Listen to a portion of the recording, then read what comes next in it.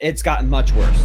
I mean, all the bells and whistles, all the alarms are going off, and we are now moving into overdrive. As we discussed before, the only difference between inflation and hyperinflation is I think people feel it in their gut because they feel it in their standard of life and their quality of living. They're working hard, they're making more money, but life is less enjoyable. You don't need any headline CPI. You don't need the government to tell you that is the million, billion, trillion dollar question, because they try to tell you in the textbooks that 50% inflation per month is hyperinflation. But when you go back to all these different times and all these different economies and cultures, there is no.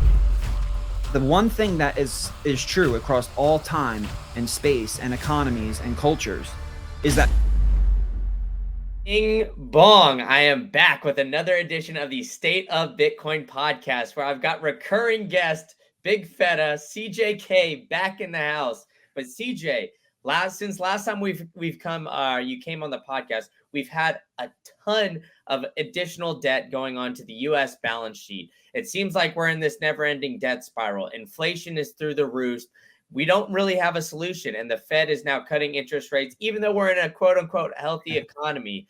So how do you see us getting out of this debt spiral? Do you think we're in a debt spiral? Are we going to print money to buy Bitcoin to get out of this spiral? With all that being said, man, how's it going? And how are we getting out of this mess? Woo, getting into it quick, man. Well, hey, thanks for having me back. You've been doing a great job with the show. Couldn't be more excited to be here.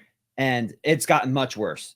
I mean, all the bells and whistles, all the alarms are going off, and we are now moving into overdrive. And as we discussed before, the only difference between inflation and hyperinflation is trust. And it just seems that the powers that be are doing everything they can to break down the trust dynamic, which means that we are closer than we've ever been before of actually losing control of the shift from inflation to hyperinflation. It's not just the government's printing and spending of money through the deficits, but the free market has a say here too. We can see the long end of the yield curve start to sell off instead of go down following the direction of the rates. So we have to be careful. Either way, we can be forced into hyperinflation, either through loss of trust through government spending or loss of trust through government debt holders who no longer believe the 2% target is accurate and start selling it off into the market, which of course would require quantitative easing. And here we are, Jerome Powell with the burr, baby. The burr is coming. And I don't think anybody's going to be able to stop it. I mean, at this point, how do we actually trust the government? Because we had Elizabeth Warren basically knocking down the door 2 days before Jerome Powell actually cut interest rates by 50 basis points, a fairly large cut. And she was calling for a 75 basis point cut or even more. So how are we even going to trust them when they're telling us that, this inflation target, like you said, is 2%. We're at 2.5 according to the last CPI print. But all of a sudden we need these massive amounts of cuts because the economy is healthy. Like, how does this make sense, man? How are people actually trusting what's going on here?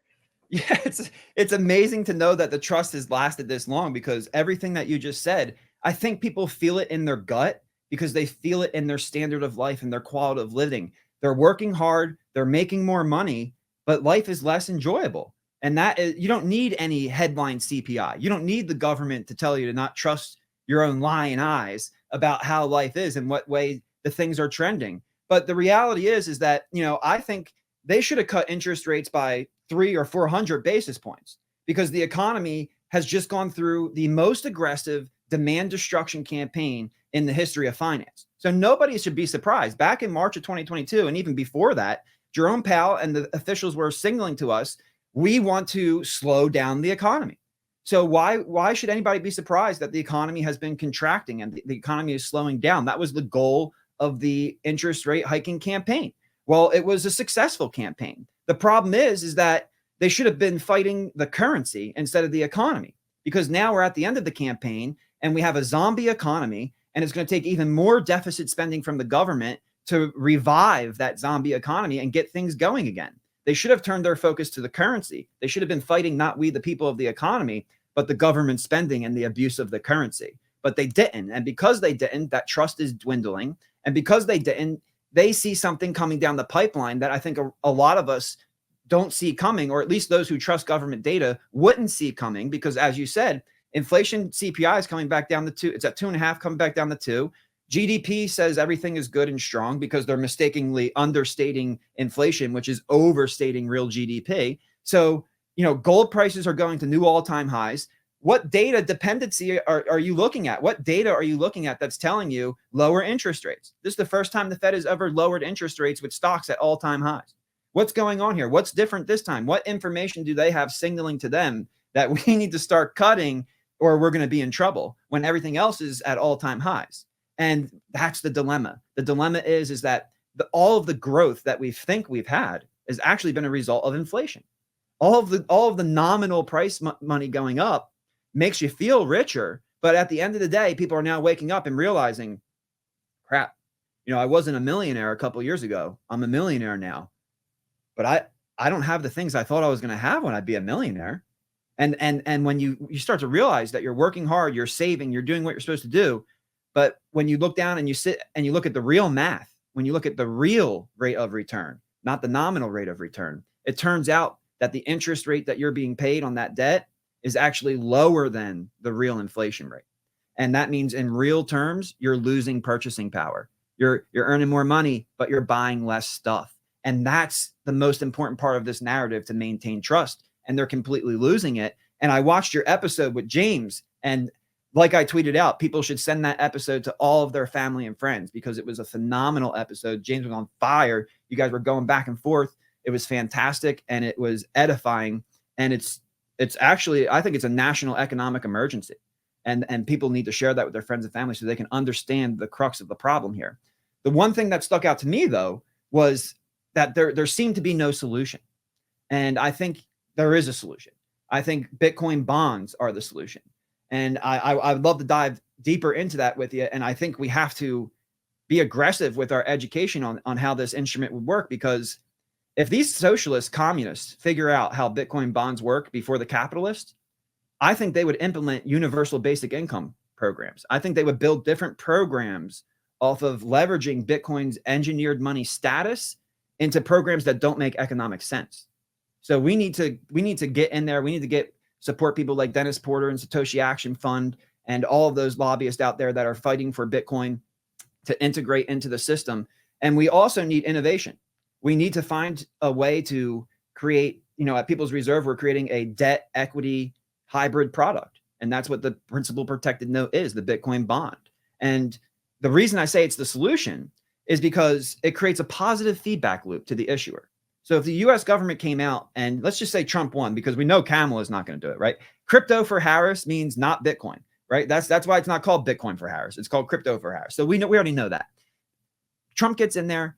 We're going to have a strategic stockpile reserve. Loomis and her bill are probably going to have a much better chance with the president talking about it and supporting it to add to those reserves and start accumulating Bitcoin for the country. And that is what the focus should be, because everybody else is talking about the liability side of the balance sheet. They're talking about how we have $35 trillion in debt. It continues to grow. Deficit spending is growing, making that growth accelerate. We have $219 trillion of unfunded liabilities. So we have a lot of money that we have to print and spend, that we promised to print and spend into the future, which means there's going to be dilution of the dollar. So we need to start figuring out how we're going to protect ourselves when our liabilities are going to increase at such fast pace. And what Bitcoin bonds do is help gets the attention back to the asset side of your balance sheet. Because thus far, the solution has been, you know what? Let's raise the full retirement age. You know what? Let's tie the cost of living adjustment for Social Security to the CPI, because we know it's understating it. So we can save on the amount of additional funds that need to be dispersed to receivers in the following year. And they keep lowering. Yeah, you might get nominal 2.5% raise next year. But again, inflation is 2.5%. So you're barely breaking even if you believe the government, or if you use a source like Govflation, inflation is like 11%. So you're losing over 8% of purchasing power. In other words, the quality of life and standard of living that's being provided for by Social Security is absolutely collapsing in real terms, because you're going to get paid your money, but what you can buy with it continues to decline. And that's all because the focus is on the liability side of the balance sheet, and because these products have not been ever introduced before. This has never been seen before. Nobody has tried to combine and create a hybrid debt equity product like a Bitcoin bond. And how it works is the government would issue, let's say, $1 billion bond, which for them, you and I know is peanuts, but just for the sake of math, $1 billion bond. And they raised that $1 billion. Well, 800 million would go into US Treasury notes at like 4 to 4.5%. And it depends if you want to get cash flow or if you want to compound it, somewhere in that range. The other $200 million goes directly into Bitcoin. And this is why we call it a principal protected note. Because when you invest that $1 billion, your principal of $1 billion is protected by the US Treasury and its printer. Because when the $800 million in the US Treasury 5-year note matures, it matures at a value of $1 billion. So what's left over is the $200 million of Bitcoin. So if Bitcoin goes to zero, which you and I know it's not going to, but some of these people think that's an opportunity to happen. That's a chance to happen, even though you and I, it's make believe. There's no precedent for that. But even if it went to zero, you didn't lose anything because your 800 million turned back into $1 billion. Let's do another crazy example. Over the next 5 years, Bitcoin has a 60% CAGR over the last 10 years, but over the next 5 years, it just goes down 50%. Again, no precedent. But that 200 million turns into 100 million. So the bond matures at a value of 1.1 billion, and 100 million out of 1 billion is 10%. 10% divided by 5 years in simple interest terms is 2%. So if you buy a Bitcoin bond and the price of Bitcoin goes down 50% in 5 years, you're still getting 2% APY on the note. It's an unbelievable, it's the best risk reward. It's the lowest risk, highest reward cash flow vehicle in the world. And the government can take advantage of that fact and integrate it into their economic policies. My thinking is this: take the Social Security tax, because Social Security is a big problem. Let's take the tax and buy the Bitcoin bond with the tax, right? So it's not like people who are buying the Bitcoin bond. The Social Security funds themselves are buying the bond. Now, Trump talks about collecting tariffs. How about this? Pay our tariffs in Bitcoin. Let's collect tariffs in Bitcoin. Then we can turn around and issue Bitcoin bonds and raise additional monies. I'll stick with Social Security example, but this is an interesting statistic. The United States collected $80 billion in tariffs. And if you portion that out monthly and then you issue a Bitcoin bond on the back of those payments in Bitcoin, you could raise another $500 billion throughout the year. And that's just with our tariffs now. If Trump increased those tariffs and found a way to optimize that system, you could make up the entire deficit with the issuance of Bitcoin bonds. So that's really exciting. But when it comes to Social Security and liabilities and assets and the American balance sheet, what's so important is that if Bitcoin does what you and I think it's going to do, right? Because if it doesn't do what we think it's going to do, they still have principal protection. If it performs poorly, they still make 2 or 3% APY. The price stays the same, they make 4% APY. But if it does what you and I and a lot of people think it's going to do, because it's engineered money that was strategically designed to leverage the natural laws of economics and price discovery to empower we the people, well, then this thing is going to produce ridiculous amounts of return. Let's just say Bitcoin goes 10x. Now that 200 million turns into 2 billion. The note matures with a $3 billion value. Where remember, just a $1 billion investment. That's 200%. Divided by the 5 years, in simple terms, that's 40% APY. That's better than credit cards. Even credit cards, they have up at 28 and 29. And the level of default is high and the level of risk is even higher. You're talking about a principal protected note shooting out 20 to 40% based on that 5 to 10x performance over the next 5 years. Now, all of a sudden, with a Bitcoin bond on the asset side of the Social Security fund's balance sheet, you can start to close the program, right? Because you could fund the program perpetually, which is a little bit of my fear, what I said with those socialists and communists, taking this idea and leveraging it to create a universal basic income program. We don't want that. We need the right people in charge to make sure we're leveraging these products for the right things that make sense economically. And what makes sense is put some Bitcoin bonds on the Social Security fund's asset side of their balance sheet. Let Bitcoin work its magic and end Social Security. Don't break any of the promises that we made. Pay out Social Security, finish that program, but close her down. Bring it to an end, fulfill our promises, and then let people invest for and save for their retirement on their own. Get rid of the socialism. Let's move back to the republic. So that's my personal opinion. I don't know if it'll be leveraged that way, but it could be.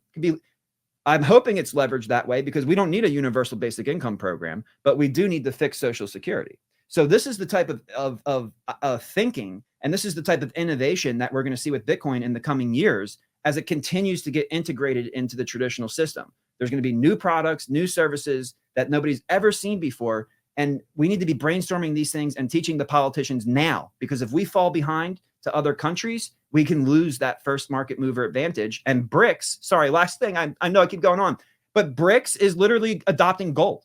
Like they could have adopted Bitcoin and we'd be royally screwed right now. This could be the biggest strategic blunder in the history of the world, that they decided, you know what, we're breaking away from the dollar. We're going to try our own thing. And there just happens to be Bitcoin. There just happens to be the perfect money, the first discovery of money, engineered money. And you go with old natural money. You go with Bitcoin. You don't go with Bitcoin, you go with gold. That opens up the doors for a Trump to walk in and adopt Bitcoin and crush and destroy everything they're doing. CJ, they came to hear you cook, my dude. So I appreciate you going on the rant. But I mean, with all that being said, too, it's like Social Security is the biggest Ponzi scheme that there absolutely is. So if we're gonna already use a Ponzi scheme, then it seems like it's almost inevitable that we're just gonna print money to buy Bitcoin, because that's the only way to get out of it. Do you see us doing essentially that, or do you see us more going the bonds route? Are you looking for the best way to store your seed phrase? Well, I've got it for you. It's Stampseed. They've got the #1 punch place where you can order a full-on package where they've got every single thing. They've got all the letters. You could just get it in there. And they've got this sick hammer, which they've engineered to make it so easy for you to punch in that titanium steel plate and store your seed phrase in the most secure way possible. So go ahead and get your Bitcoin off of these exchanges and use promo code Green Candle for 15% off. They're helping power the show. They've got the Bitcoin logo. You can punch it into your seed phrase as well, if you could see it here. They've got a lot of cool stuff. And now I'm helping empower you to get your Bitcoin off an exchange utilizing Stampseed and storing your seed phrase in the most secure way possible. Now get to it. All right, back to the show. I see us printing money, but that's exactly why you want to have the Bitcoin bond on your balance sheet. Now, what's really interesting is we see Iran is shooting missiles off into Israel, and the things are getting hot. Things are heating up. But what's interesting is the marketplace is selling off its Bitcoin, because see, the marketplace doesn't really understand Bitcoin as engineered money. It sees it as a speculative risk on technology. Maybe not even as few see it as an asset. Even fewer see it as a commodity, and barely anybody understands it as engineered money.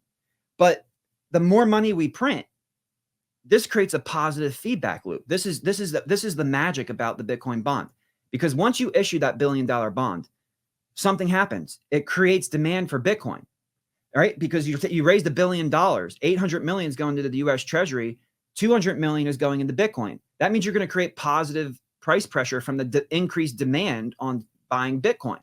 When Bitcoin's price goes up from all of that buying demand, the yields increase on the note, because the yield of the note is based specifically on the performance of Bitcoin. And then as the performance of Bitcoin increases from the increased demand, the yield goes up. Higher yields creates more demand, right? When interest rates go up, there's more demand for that debt. Well, this is a principal protected. This is a low risk, high reward debt, and the yield's going up. It's going to generate a lot of demand. Well, that means there's going to be more issuances. And if there's more issuances, there's more buying of Bitcoin, which creates demand, which pushes the price up, which then pushes the yields up. So you get this positive feedback loop where you issue the bond, you create demand for Bitcoin, the price of Bitcoin goes up, the yield of the bond goes up, you issue more bonds, and it just keeps going and going and going. And the more money we print, because Bitcoin is engineered to protect us, it's a savings technology designed to protect us from inflation. The more money we print, the better the bond performs. So all of a sudden, our biggest enemy, inflation, our biggest fear, having to increase deficit spending, actually increases the overall value of our balance sheet, because we're holding Bitcoin bonds on it. So you could see a country that is almost $300 trillion in debt all of a sudden have net positive equity, because we made the right strategic choices in integrating Bitcoin into our system and into our economic policies. All right, so then that's the way out then, right? I mean, it seems like it's a no-brainer. Just keep the Bitcoin that we've seized on the balance sheet, buy some more, maybe even print a little bit, because we're going to print some more, and use that for government spending to buy a Bitcoin. It seems easy.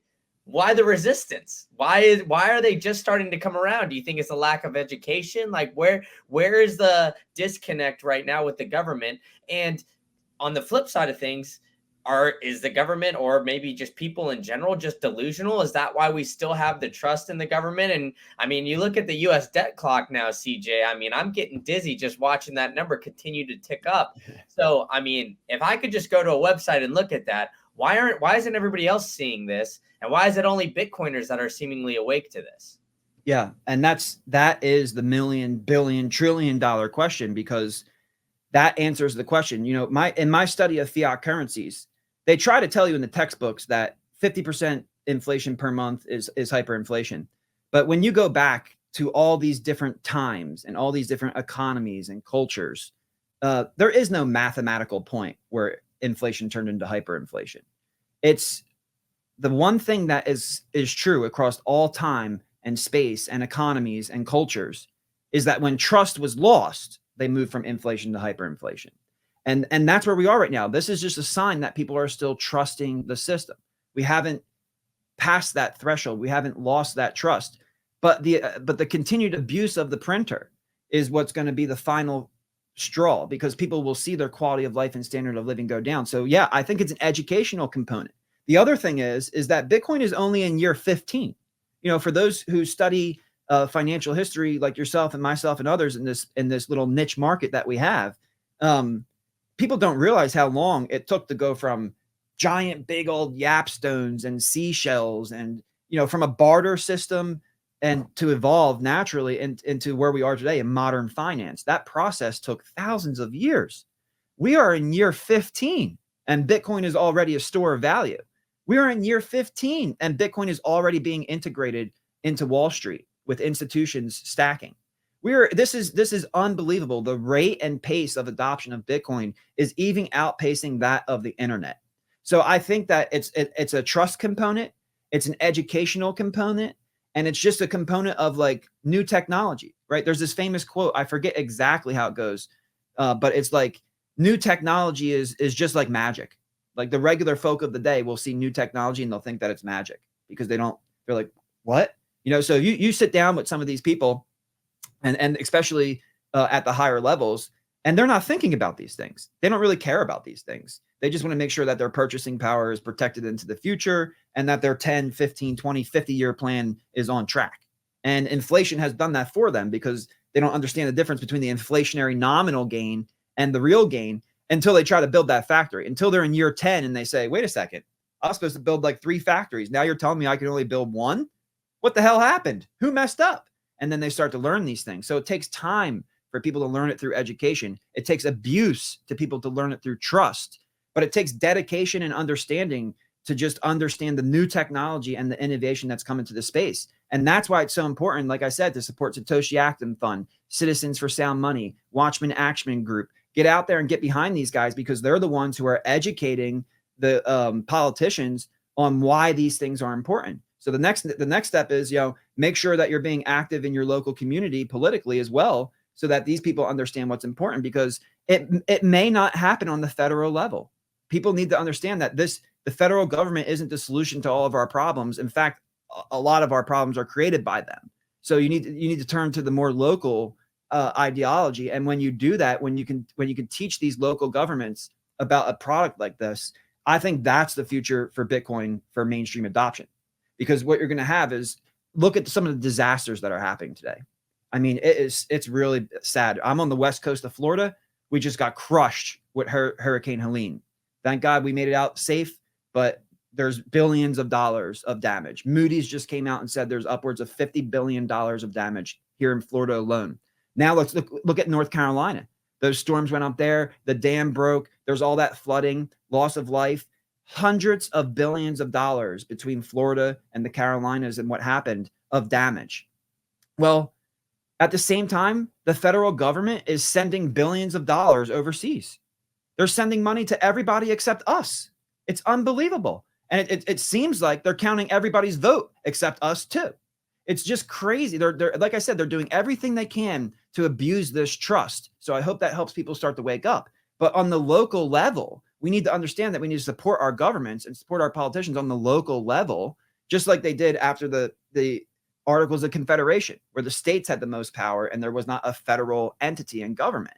So, you know, I'm with Thomas Jefferson. I'm with those guys. I think, the states need to have that power, and we need a smaller, super decentralized federal government, not an overbearing federal government that can spend $2, $3, $4 trillion more than it collects in taxes every year for whatever reason it desires. That's what creates kleptocracy, a fight for the purse. So you look at all these things and you say, where's the money going to those people in Florida?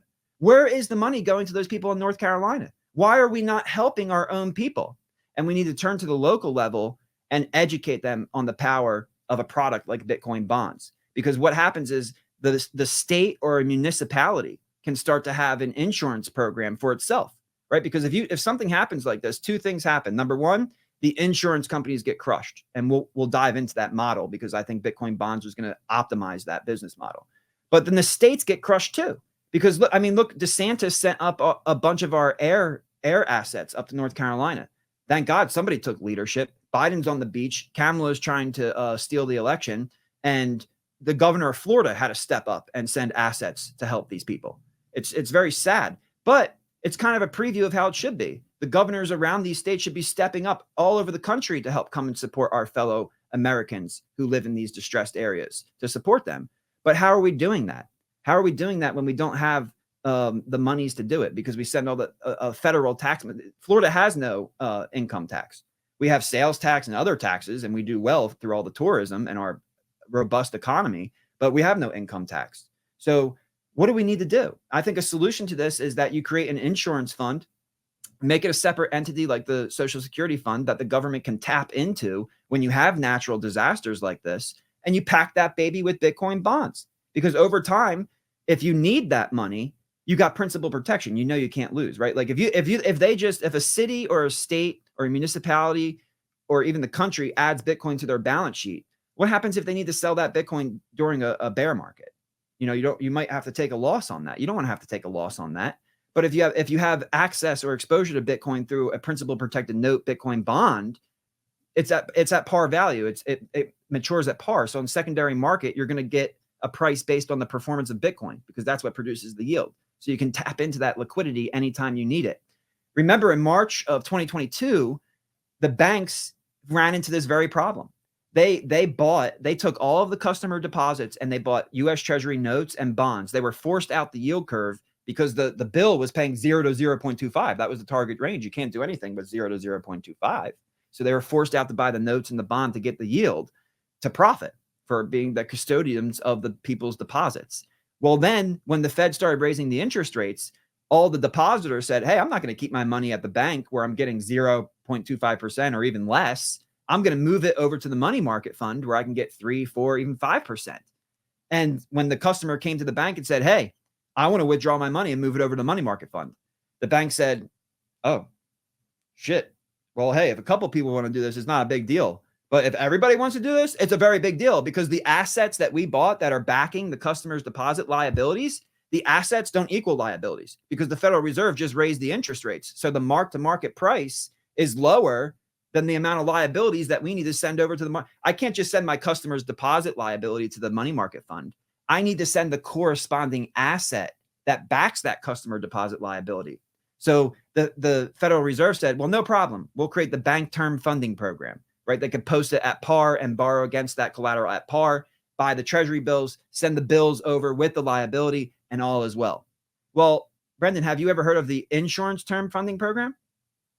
I have not. That's time. Yeah, because it doesn't exist because they don't care. So the insurance companies, when they have a natural disaster taking place, guess what? They took everybody's premium and they bought cash equivalents, US Treasury debt. And because the interest rate was 0 to 0.25, they were forced out the yield curve. They were forced to take the risk of these longer maturation timeframes in order to get a yield on their treasury. And the idea is, look, we collect the premiums, we put it into the treasury. The amount of claims against the treasury is going to be less than we collect in premiums, and what's left over, we make profit.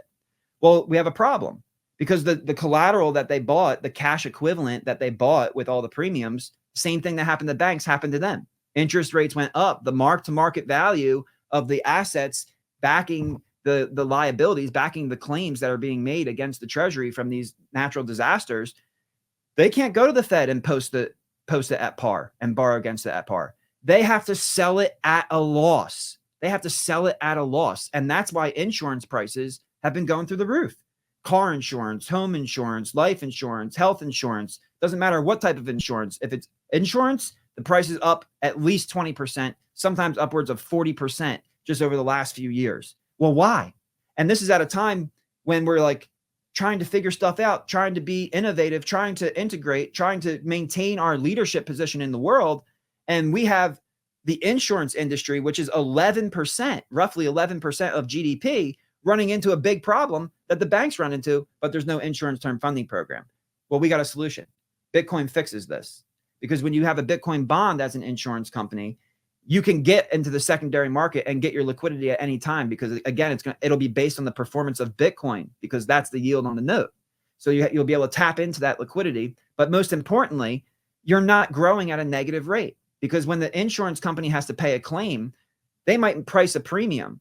But 1 year later, if you go by govflation, the cost to fix that claim is 10% higher. So that person might have paid a $5,000 insurance premium to insure their house on the beach. The hurricane comes. Now they need $100,000 worth of work done. Well, you're not, as an insurance company, you're just not net negative 95,000. You don't have to pay out the 95,000. You have to sell your treasury collateral. You might have to sell $120,000 of par value treasury, and you're only going to get the 95,000 because the rates went up. So you're locking in a loss in order to pay out that claim. So it's a double whammy. You get the claim coming in, and you're locking in the loss from the underlying collateral. We can optimize the insurance business model, and we can create insurance programs for states and municipalities who can't depend on the federal government to send them money, which make sense, right? Send it everywhere else, print it and send it everywhere else, but not to us. We can create these programs in order to protect and empower we the people. And that's Bitcoin. Bitcoin doesn't care who anybody is, but it loves you more than the government. And isn't that an amazing thing? That's all fair to say, though, CJ. But I mean, I think, we're missing a little something here with the insurance stuff. I think, obviously we had a natural disaster, come hit, but we also had a major hurricane hit last year in Florida. So, I mean, with all that, the way that insurance is basically pricing out is insurance always is hoping for no natural disaster, and they're always trying to get out of paying, right? So I don't know, from a personal experience, I'm not really a huge fan of insurance and how it really works, because it seems like you have to have it, right? But they always try to screw you. So do you think that this would make, I guess, insurance in a sense a little bit more ethical, a little bit more willing to help pay out in these natural disasters? Or, is human greed still going to prevail in, I guess, a more Bitcoinized world? Well, I think this is the difference. This is a perfect example, because I agree with everything you just said, and it's spot on. And it perfectly highlights the difference between a fiat mindset and a Bitcoin mindset. In the fiat world, companies will come and they will extract value from you. Now, what's really amazing is that these insurance companies are making record profits. Now, CJ, you just said they were losing money. Yeah, but for the last couple of years, they've been taking those premiums and they've been earning 5% on them, not 0.25%.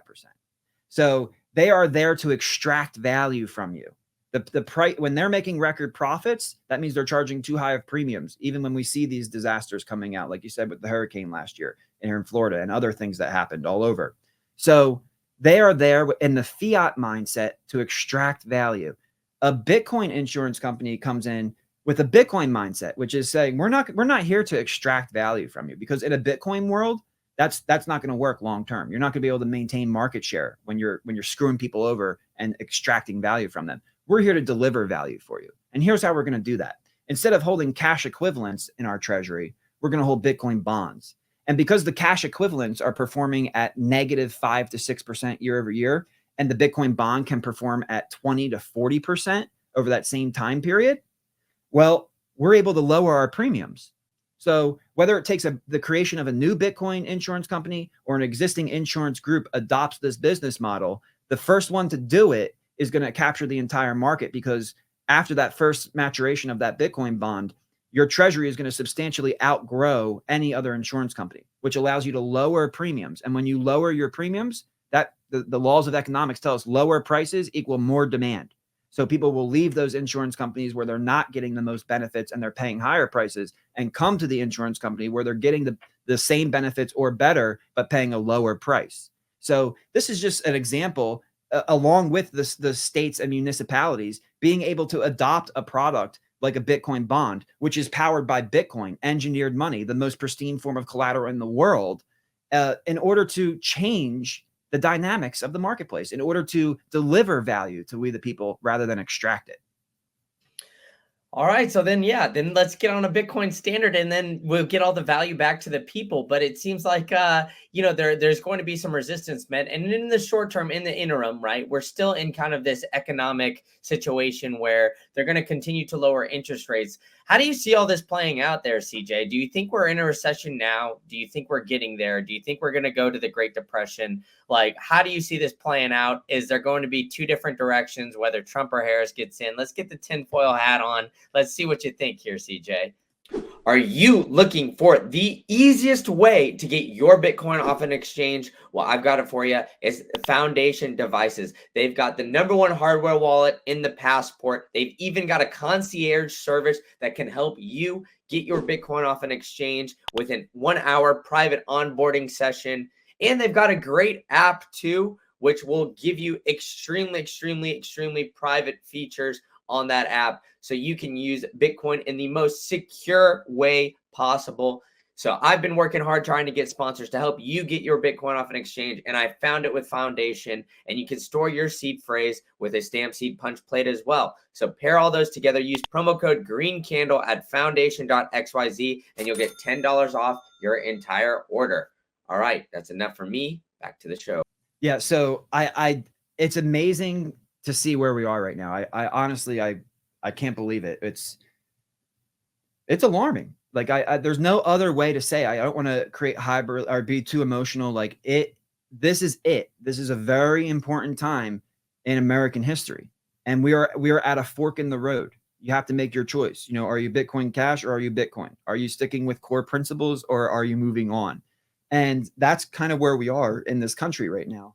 And we can see what they're doing with interest rates, which this is to me, this is amazing. So if your listeners go to govflation.com or WTF happened in 1983.com, it'll bring you to this website.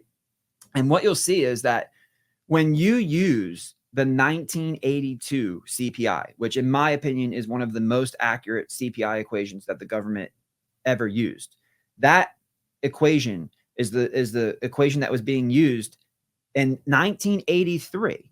They changed from non-substitution to substitution based, and that changed the game. And those substitutions accelerated in the 90s, and now it's absolutely bonkers, which is why the number is so off. But the shift from non-substitution to substitution is what we identify as that point of change, of that trend change. So we go back to the pre-substitution CPI and we say, okay, what is CPI? And today it's almost 11%. So when you take that 11% and you look at what they're doing with interest rates, that's going to make interest rates more negative. When interest rates go more negative, people are going to be forced out the risk curve. So the $6 or $7 trillion that's sitting on the sidelines, very soon, it's still in the money market fund right now, getting over 4%. But once you start getting below that 3.5% mark, now the risk reward is different, because the S&P 500 is what, 6 or 7% over the last 10 years. So now you're talking about less than half the type of yield and sitting in the S&P 500, or even a blue chip that pays dividends, so you can get the price appreciation with the cash flow. I mean, people are going to be forced to no longer lend to the government because it doesn't make sense anymore. The risk reward is not there. They come rushing back into the assets. And I think we're going to see something that we saw in March of 2020, but on a much grander scale. Remember, in March of 2020, Bitcoin fell to $3,000 roughly. Not that much longer, it was at $60,000. That's a 20x. And that was on the back of lowering interest rates and quantitative easing.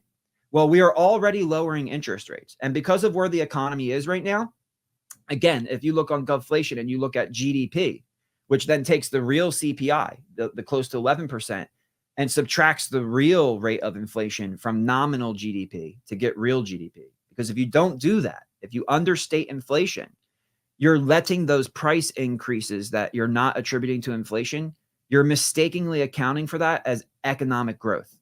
And inflation is not economic growth. So you have to accurately know what inflation is in order to find out real GDP.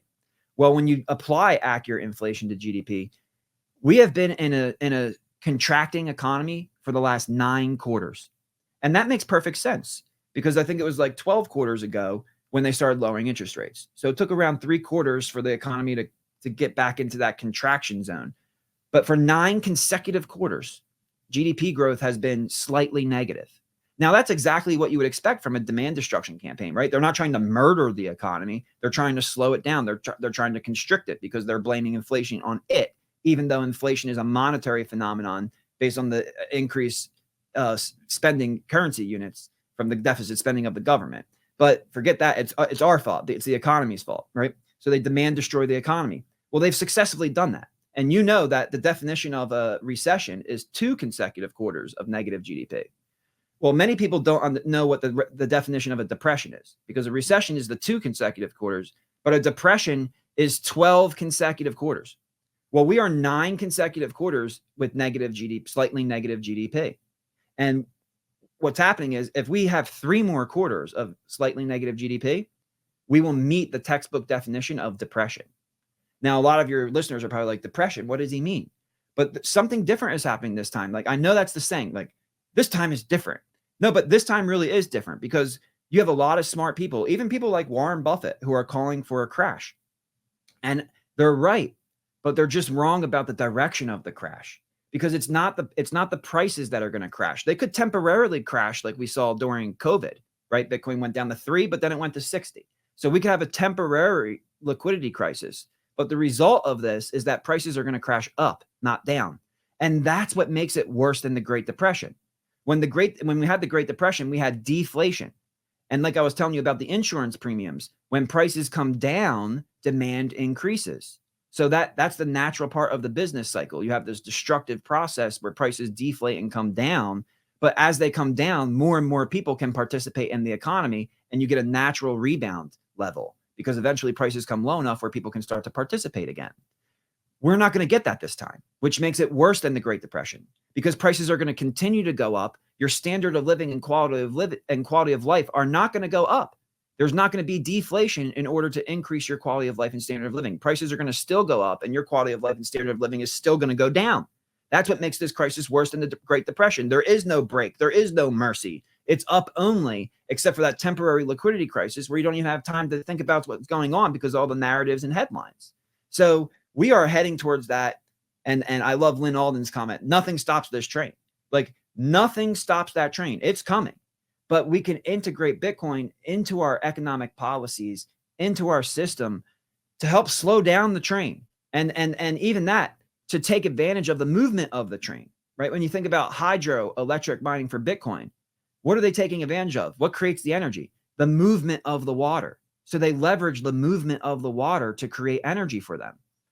We can leverage the movement of the inflation train to create asset equity value for us. And that's what we need to do. Take our focus off the liability side of the balance sheet, educate these people who are in power to make these decisions, and get the focus on the asset side of the balance sheet, because the decisions they're making right now are only going to accelerate our move into what I would say we are in an inflationary recession. We have been in an inflationary recession for 9 consecutive quarters. We are on the brink of hyperinflationary depression. And if people still trust, then it will just be an inflationary depression. But prices are going to go up faster than people anticipate, just like insurance prices have, just like all cost of living has gone up way higher than what the CPI headline is. And if they don't change these things, then and they don't integrate Bitcoin, then I do think we are reaching the end of the road where you can't kick the can anymore because people don't trust you. And that's my greatest fear, because I'm an American. And I think that the death of the dollar would introduce a lot of risk into my life and into the quality of life and standard of living for everybody that lives in the United States. And that's my biggest fear with this election. This is not good for trust either. You're seeing the DOJ sue states to keep unregistered illegal voters on the voting cards. So you're where's the trust in that? And again, that's what it comes back to, those things: the education, the trust, and then the understanding. And if we can focus on those things as a community, I think we have a chance to turn this around if we're able to get someone like Donald Trump, or even someone just similar after him, with a Bitcoin mindset, who's taken a few orange pills like an RFK, who can understand the power of Bitcoin, the power of this engineered money. It's a gift from God to humanity to escape our own problems. We just need to accept that we have created some problems and face those problems, and then we can finally start to move forward. Well, then what does that mean for assets here, CJ? Because I'm under the thought that, it would be a positive, obviously, for assets, but it would be a negative for the consumer, which will be kind of an almost like a melt up situation where we could see $1 million worth of Bitcoin or something like that explode, where Bitcoin can, in the dollar exchange rate could just absolutely skyrocket. But what will that really get you? I don't really know. So is that a way you kind of see this playing out? Is that asset prices going to skyrocket to the moon just because we're going to have to keep seeing that money printer keep chugging along, or what? Yeah. So again, COVID, 3,000, 20x, 60,000 on the back of lowering rates and quantitative easing. We're lowering rates because the economy is in an inflationary recession. We're going to have to stimulate the economy. We're going to have to increase deficits. We're going to have to issue more notes and bonds. And by the way, when the government issues more notes and bonds and increases the supply, that creates positive pressure on yields. So at the same time that the government has to issue all of this new debt, which creates positive yield pressure, the Federal Reserve is trying to lower interest rates, which means they're going to need quantitative easing. They're going to need the Federal Open Market Committee to step in and start buying some of this debt in order to help suppress those interest rates, because they want the interest rates lower, not higher. The market is kind of going against them a little bit, which is signaling that there's probably some wake up here going on. But if they are able to pull it off, if they are able to do it, Bitcoin will do, I think, the same thing it did last time, 20x. And what's amazing is the same move from 50,000, let's call it 50,000 times 20x is $1 million Bitcoin. So to a lot of people, $1 million Bitcoin sounds crazy. But to me, I look what happened during COVID. I look at what we're doing right now, which is the definition of insanity. We're doing the same thing and expecting a different result. I think we're going to do the same thing and we're going to get the same result. And Bitcoin is going to be at $1 million. And a lot of people are going to be surprised by that. But relative to other assets, I think Bitcoin performance is going to outperform. And that's part of its engineered design, right? Because absolute digital scarcity. You can create new homes. You can make anything else in this world. You can make it. You can't make any Bitcoin. So Bitcoin is going to be the fastest horse in the race, and therefore everything is going to zero against Bitcoin. That is literally what we're watching with our own eyes right now.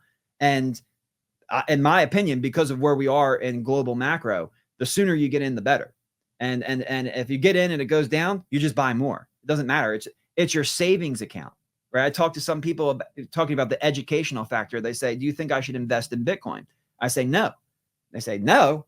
All you do is talk about Bitcoin. What do you mean you shouldn't invest in Bitcoin?" I'm like, what do you mean? Are you just messing with me? I say, "No, you don't invest in Bitcoin. You save in Bitcoin. Bitcoin is your savings. It's a savings technology. It's not an investment. When you were saving your dollars, did you take those dollars and invest them in stocks, or did you put them in a savings account for a rainy day? It's savings, and your savings allocation starts at 100%. And then your needs and your wants and desires and maybe some investments take away from your savings. But Bitcoin has a 10-year CAGR of 60%. So your investment better be performing at 60% or better over the next 10 years in order for that investment to make sense. So yeah, people need to understand this is a savings technology. This is engineered money designed to empower me, and I need to leverage that technology to better my position. This is not an investment where you're gambling on a 4-year halving cycle or something like that. You need to have a longer time horizon and treat it as a savings and allocate 100%. And when you do, I just talked about this with somebody else the other day. They're like, what happens, when people they never want to sell their Bitcoin. The longer you're in Bitcoin, the easier it is to sell your Bitcoin, because the more purchasing power you have. So when I first started in Bitcoin, I didn't want to sell any of it. I couldn't sell any of it because then I wouldn't have any, right? But now going on 11 years later, hey, if I want to take the family on a vacation, if I want to do this, if I want to start I don't think anybody should sell their Bitcoin. If you need liquidity, like if you need to tap into your savings and it's just, you absolutely need it because it's an emergency, just borrow against it. Because number one, you avoid taxes. And number two, you don't have to sell your Bitcoin, because the most dumb thing you can do is sell your Bitcoin. You never want to sell your Bitcoin no matter what. And the goal is to capture as many Bitcoin as you can before the transition that we just talked about takes place. Because once that transition takes place, you're missing out on a generational wealth transfer opportunity. this doesn't happen but every couple of thousand years. And now that we finally discovered money, it probably won't happen again. So this is your last chance to get on the right side of a generational wealth shift from soft assets into the ultimate hard asset. So we need to understand that probably even you and I, like, our Bitcoin will be for our kids, because I don't think people are going to figure this out fast enough unless there's an abuse of trust, which accelerates the process. So if they try to maintain the status quo, we'll be long dead before this whole curve is we're at the top of that S curve of adoption, which when you're at the top of the S curve of adoption, by the way, that's where the meme comes from, infinity divided by 21 million, because now you're talking about global GDP, and global GDP is made up of what humans can do. It's about human intuition and creativity and economy optimization. And as we make these processes more efficient through Bitcoin integration, the economy is going to be able to grow faster. And at that time, the price of Bitcoin will actually fluctuate with the economy, right? Because that's what it'll be. Global GDP, infinity divided by 21 million. It'll be the global wealth of the world divided by 21 million. As global wealth grows, purchasing power will grow. As global wealth shrinks, purchasing power will shrink. But that's after we have all this adoption. So before that takes place, and by the way, if you're late and you don't get into Bitcoin until that happens, you're still empowered by all the characteristics and principles of Bitcoin. You still are going to be able to store your time and value and energy and not have to worry about it. However, because we're so early and we're only in year 15, now is the time to take advantage of this generational transfer of wealth. Now is the time to get on into the internet economy. You know, look at what they're doing with the traditional economies. I think where we're really going is two different worlds. We're going to have traditional price controlled economies, and we're going to have the free market internet economy, where there's true free market interest rates, where the supply of money and the demand for loans will determine the interest rate, not a small group of men. By the way, that's price controls. So if you're out there and you're telling Kamala, you're an idiot, price controls never worked. Well, guess what? Interest rates are the price of money. So when a small group of men name the price of money, that's price controls. So make sure you call them out for what they're doing as well. And that's what they want. They want the CBDC. They want, forget Bitcoin bonds, Brandon. We don't want Bitcoin bonds. Who's this CJ kid? Get rid of him. Put him at the bottom of the ocean. We don't need him because we got a better plan. We'll issue your Social Security in a central bank digital currency, and it'll expire in 30 days. And if you didn't spend it, well, you didn't need it. And by the way, our new rule is that you can only spend your Social Security from the CBDC on housing and food. You can't use it for your retirement, like vacations. It's not yours. You didn't earn it, right? You can only use it the way we say. And if you don't use it, you lose it.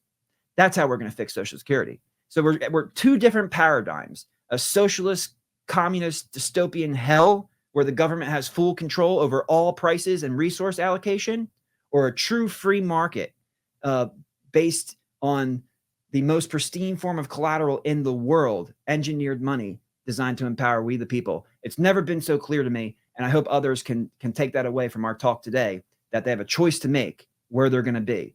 And I think the best thing to do is to get into the internet economy, let the power of the free market in the internet economy enrich you, and as needed, pull it back over to the traditional economy to live your life. So then, how are you feeling about us going forward then, CJ? Are you bullish? Obviously I'm kind of wary of where we're going. Do you see us going down? I think I might have asked you this in the last podcast, but I want to see if it's changed where, I see two paths. One, shit hits a fan, crashes and burns. People that have Bitcoin will be a little bit better off than people that don't. But, you're still going to probably have a tough time going to the grocery store, getting all those kind of things, still in a hyperinflated world. Or the other side of things where we get a little bit of a delay into the hyper Bitcoinized world, and it's a slower transition, and everybody can slowly kind of opt in as things start to get worse and worse. But shit isn't hitting the fan tomorrow, So right. Which way do you see us going? So I have two comments on this, and I love this question because I think the most important thing that Trump said at the Bitcoin 2024 conference, which I don't hear anybody talking about, it's all about the strategic stockpile reserve. This doesn't come up often. He said that he would expand the dominance of the dollar through stablecoin issuance. So that's amazing. because right now Bitcoin is right where gold was, right? Gold became a store of value. And once people understood that it was a store of value, they wanted to use it as a medium of exchange because that's what they were saving in. So you want to spend what you save.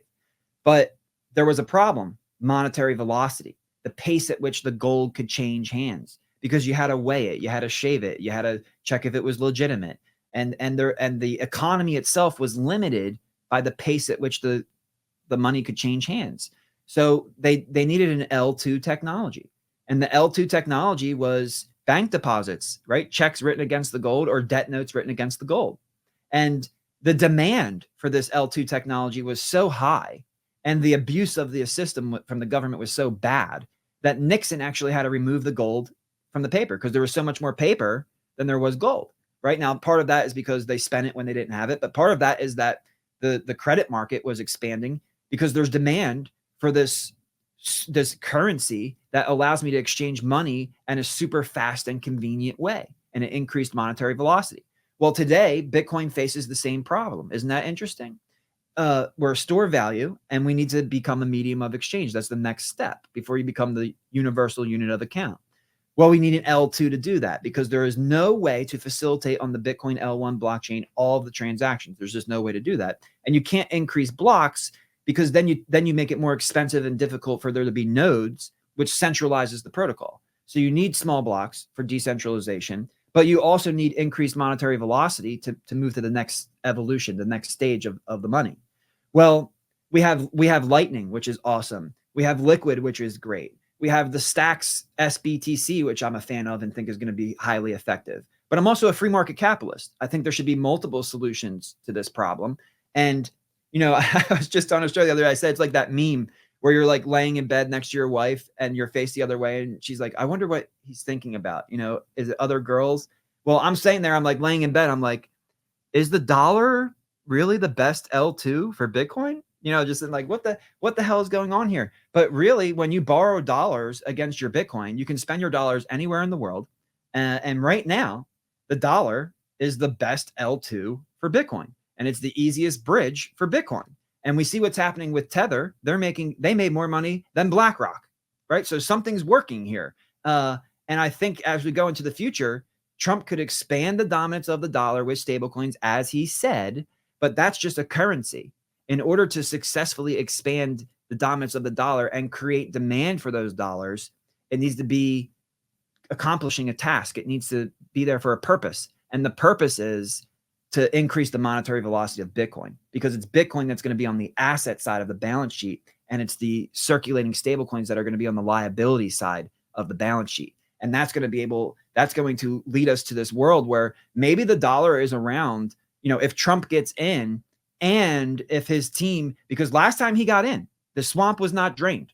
I love you, Donald. I'm voting for you, but you didn't drain the swamp last time. So if you get in this time, you better realize those people who came for your life, it's time to drain the swamp, bud. It's time to drain the swamp. And I'm praying for you, and I'm voting for you, and I'm supporting you. And shoot, even if you need a Bitcoin guy, you let me know, because it looks like some of those World Liberty guys might not understand the full picture. You just let me know, and I'll be there for you. I'm ready for you. I'm here to help. I'm here to make America great again. I'm here to recapitalize the republic with this technology. But we got to make it happen, and we got to be proactive, and we got to do it now, because if the rest of the world figures this out and takes action before we do, we're going to lose any advantage that we could have. So that's the first part. I think that if we make the right decisions, the dollar can be around a lot longer than people are anticipating. And then when you look at the demand on stable coins right now, the dollar, some people say it's the Swiss franc, but the dollar is pretty much the cleanest shirt in the dirty laundry, right? So if we were to do this and to expand the dominance of the dollar and put Bitcoin bonds on the asset side of our balance sheet, that's going to increase the demand for dollars. People are going to leave all these other fiat currencies that aren't backed by anything, or that are backed by gold but require trust, right? Zimbabwe backed their currency with gold. They just devalued it 40% against the dollar that quick. Only a couple of years ago, they backed it with gold. They're already devaluing. So it's the trust factor. Bitcoin solves the trust factor. And you can't use the gold, but you can use the Bitcoin because it solves the trust factor. And then what that does is it allows the demand for the dollar to grow at a time where we're seeing that trend change, right? We have to fight the trend. The trend is de-dollarization, right? BRICS is coming up with an alternative system. They're de-dollarizing. Well, how do we re-dollarize the rest of the world? this is a problem that we can solve, and that puts the United States in a position to be making important decisions as we go into the future and as we try to accomplish the goals of an Elon Musk, of Bitcoin mining with the energy and security grid. Never before has the two paths been so clear. And one path is like you're looking down like this dark road that says, like hell is that way. It's not like it's going to trick you or anything. And the other side is Bitcoin. We don't need green peace. We need orange peace. Bitcoin is the only truly sustainably incentivized network driving energy technology innovation. You want free energy? You need to go with Bitcoin.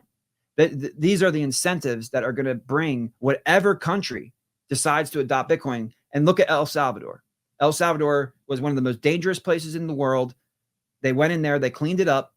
El Salvador has some of the best performing bonds in the world. El Salvador was dependent upon the IMF as a lender of last resort. Now they're starting to get financial freedom. So when you add Bitcoin to your balance sheet, all of this stuff, it happens naturally because of the performance of Bitcoin.